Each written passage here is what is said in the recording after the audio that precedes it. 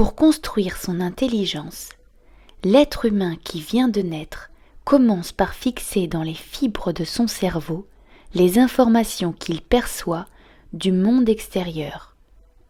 Chaque image, chaque interaction, aussi quotidienne soit-elle, laisse comme une trace de mémoire de l'expérience vécue en connectant des neurones.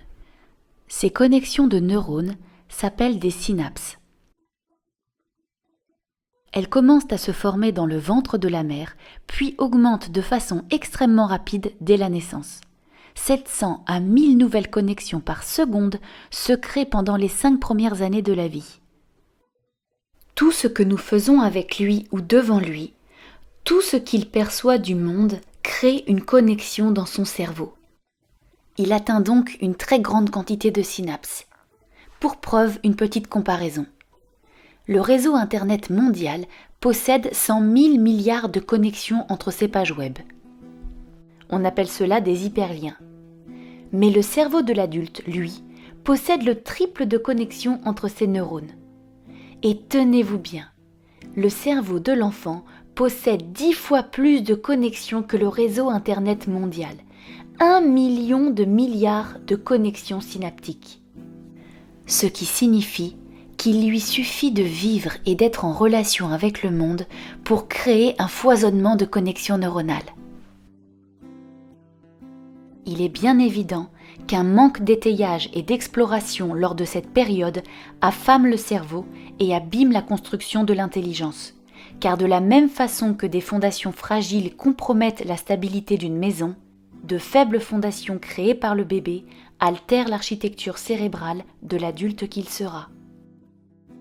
Lors de cette période, il est donc essentiel de nourrir le cerveau en interagissant positivement avec l'enfant et en le laissant explorer le monde. Ensuite, après cette période de création de milliards de connexions neuronales, le cerveau commence à faire le ménage. Car vous l'aurez remarqué, grandir, c'est perdre plus de 2/3 de ses possibilités et devenir expert du tiers le plus utilisé. Donc pas d'inquiétude, l'être humain en grandissant ne devient pas moins intelligent, il devient spécialiste de la langue, de la culture, des comportements qu'il a régulièrement perçus et reproduits.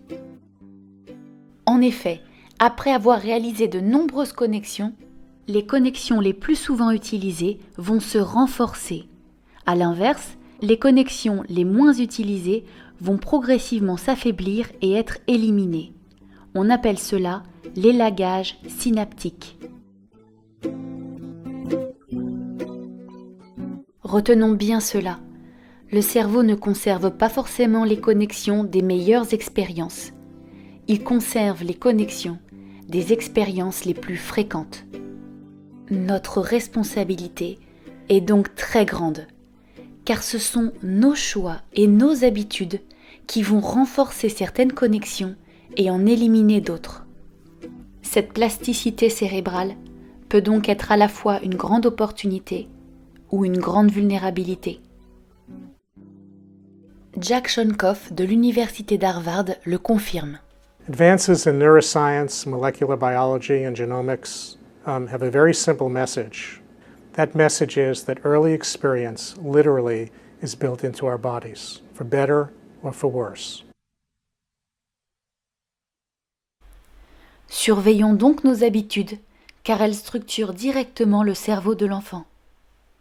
Tout cela pour dire que le cerveau se nourrit de nous et du monde, alors offrons-le lui et offrons-lui le meilleur.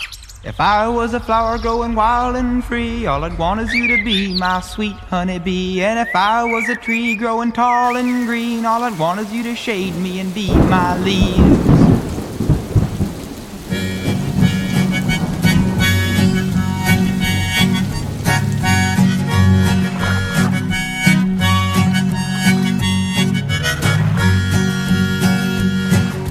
If I was a flower growing wild and free, all I'd want is you to be my sweet honeybee. And if I was a tree growing tall and green, all I'd want is you to shade me and be my leaves.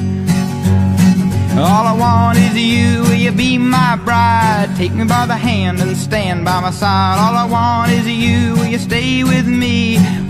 your arms and sway me like the sea.